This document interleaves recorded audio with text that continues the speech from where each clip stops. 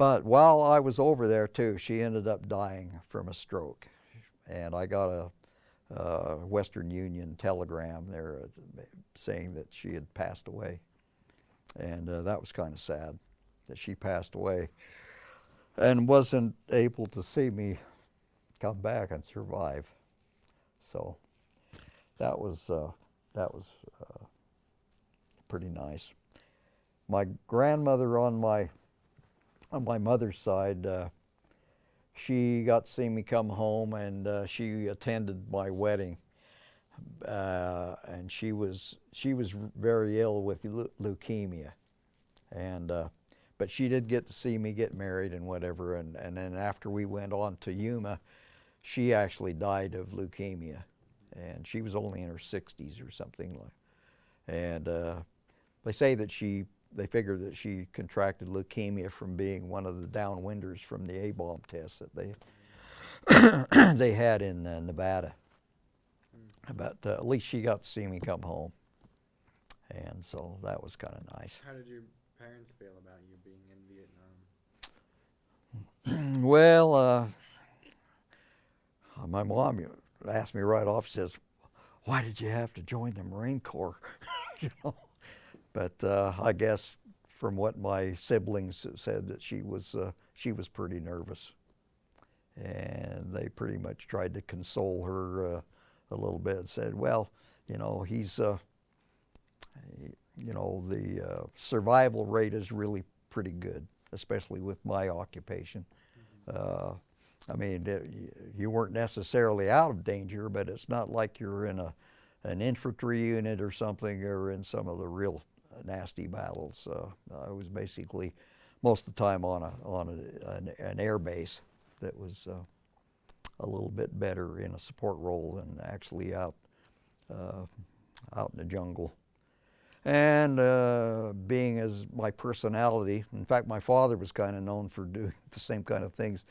He was kind of a risk taker, and a lot of his friends would say, you know, if there's something there that's kind of dangerous to do or whatever, your old dad usually volunteers to go down in there and do it or whatever. And I'm thinking, oh, I'm a little bit like that too. I'm thinking, had I gone in an infantry unit or something like that, I probably would end up being a tunnel rat or being a small guy.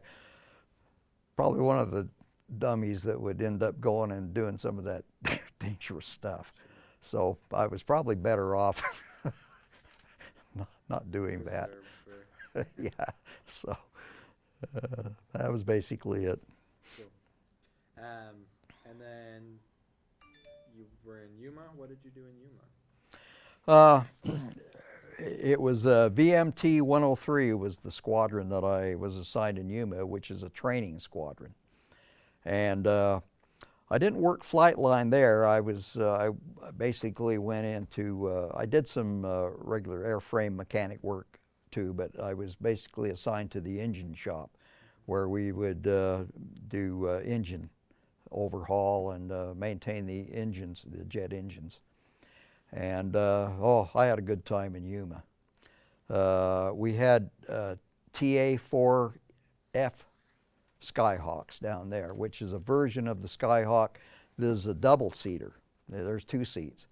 And we would even get some Air Force pilots that would come and train there for air training. And I actually got on flight pay for a while.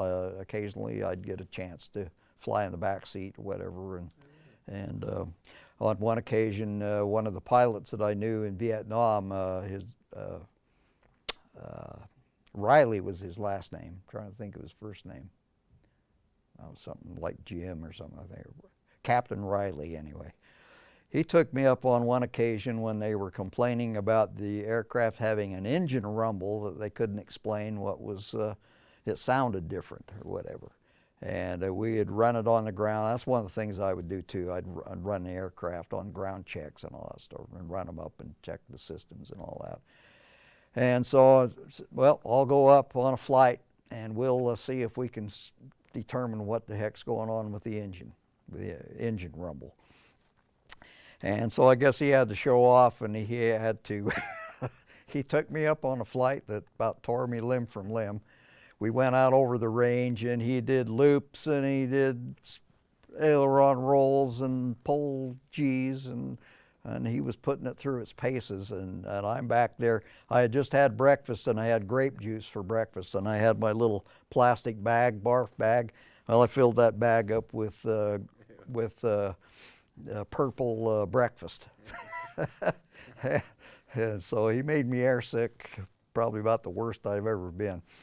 And in fact, coming in back to land again, he's talking to the tower, and he said, permission to do an ILS approach or something. And they said, yeah, you'll have to do a go around and do an ILS approach, and make another loop around or whatever. And I'm thinking, oh no, just get on the ground.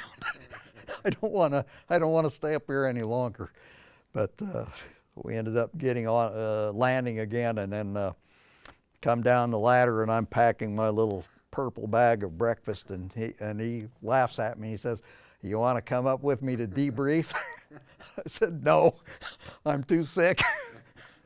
So he thought that was pretty funny, but yeah, he made me throw up big time. But quite an experience. But anyway, yeah, we had the two-seat Skyhawks, and had a good time down there. Like I say, had a lot of friends. I was married at the time, so I didn't have to live on base in the squad bay with all the rest of the animals, because some of those guys are nuts, So I got to live off base and rent me a house with my new wife.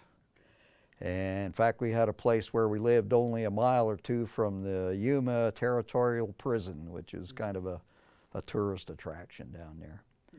And it's a motorcycle paradise down there. I ended up trading off my drag racing '57 Chevy that I had. I ended up selling that, and I bought me a dirt bike, and some of my crazy friends, we went out and just tore that desert up with dirt bikes, and raised all kinds of hell, and had fun. We'd go out bass fishing on the Colorado River, and go down to Mexico, and down to the Gulf of Mexico, and do some snorkeling, and had all kinds of fun down there. So that was a great duty station. That sounds awesome. Except it was super hot. A different hot though than Vietnam. Oh yeah, it was a dry hot. Vietnam was humid. It was humid and hot, and then we had monsoon season where you'd have torrential rains, where it would rain and rain and rain and rain. Made the mistake of deciding that I was going to wash my sheets there after I'd been using those sheets for several months unwashed. So I went out and washed my sheets, and then I couldn't get them dry. And then they got moldy. And so I had them send me some aftershave lotion or something from home, and I'd douse them down with aftershave lotion to make them smell better. But yeah, that was that was quite an experience too. After Yuma, where'd you head after that? Well, that was my last duty station. While I was stationed in Yuma, I ended up I got. If I wanted to re-enlist, I could have got promoted to sergeant. I was still a corporal, but aviation guys didn't get promoted as fast as the ground occupations, the infantries and things like that. So promotions came pretty slow. But said if you want to re-enlist, you probably be guaranteed to make sergeant. But otherwise, a bunch of us, one day in July, we got notified that they're willing to give you an early out. That you can, if you want to separate and get an early out and go into the reserve at that point, you can get out early. Otherwise, I was probably going to go, a few months longer. But we got to go home, and I was friends with some other guys that were married and had their wives there. And we got to go home and tell our wives, hey, they're going to let us out early. So we get to go home. So ended up packing up a U-Haul and attaching it to my car, and pack up our stuff and head back to Salt Lake and start a life as a civilian. Although I was still in the Marine Corps Reserve until 1971. But yep, headed home and got to be a civilian for a while. What have you done since the service? Well, after we got home, rented a place for a while in Salt Lake, my wife and I. Then we ended up buying a home in Granger. It's now West Valley, but we bought a home in Granger, a new home, and I worked as a job of remodeling kitchens and building kitchen cabinets and that sort of thing for a few months. And then I had applied to work at Hill Air Force Base. And so that very next January in 1970, I got hired up at Hill Air Force Base. Got hired first as to work in the parachute and survival equipment shop, where we'd actually do, I'd put together the survival equipment that would go in the seat of an ejection seat that they use in the aircraft. But I only worked there for, I forget how long, it wasn't very long, like 2-3 months is all. And then they picked me up at the aircraft hangar where they do the overhaul maintenance on the, and we primarily did depot maintenance overhaul of the F-4 Phantom jet. That was one of the big primary fighter jets that they used in Vietnam.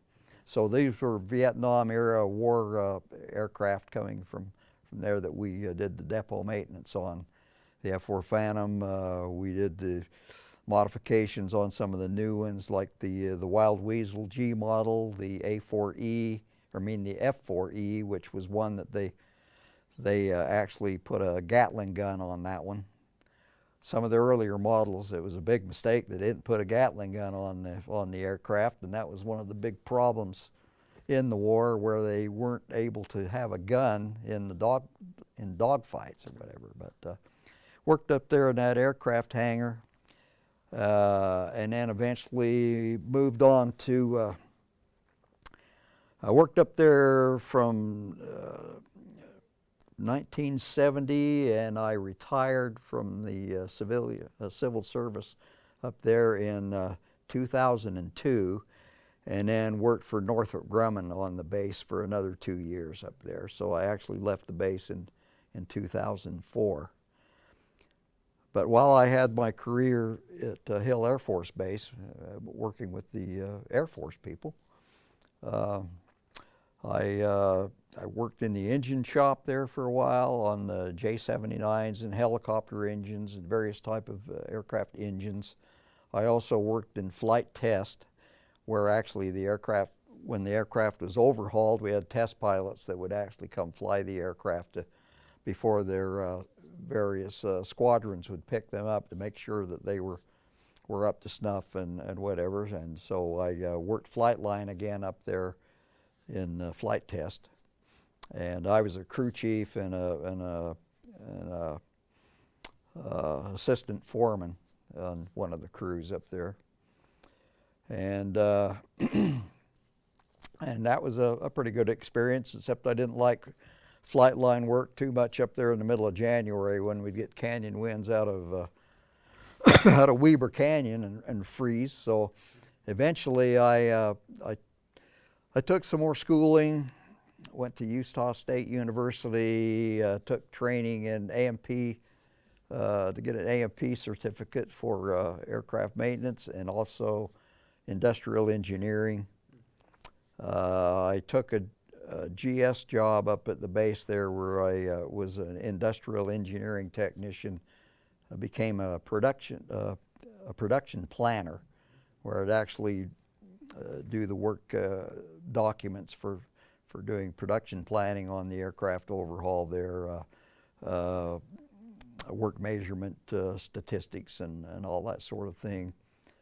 I did some of that for all the aircraft landing gear, the F-4 landing gear, the OV-10 aircraft. I even did some non-destructive inspection planning for the Peacekeeper missile and the an